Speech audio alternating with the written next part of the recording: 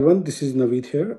Today I'm going to talk about a very serious and terrible incident that has happened in Bondi Beach, and so many people have been killed, and I really condemn that attack. That should not have happened.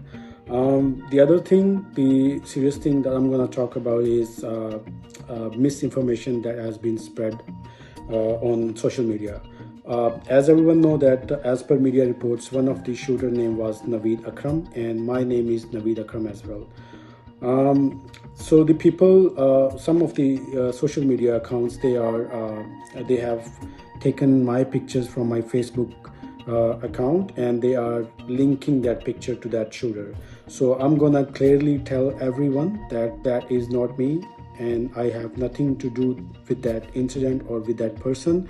That is a different person, and I am completely I'm completely outside of this matter.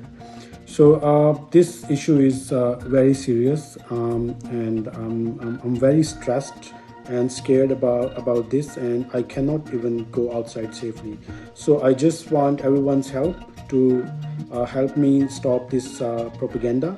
And please, everyone, if you see any such posts which have my pictures, please report that account and do not spread that thing, because it can turn very dangerously against me. And I'm right now, I'm in trauma right now.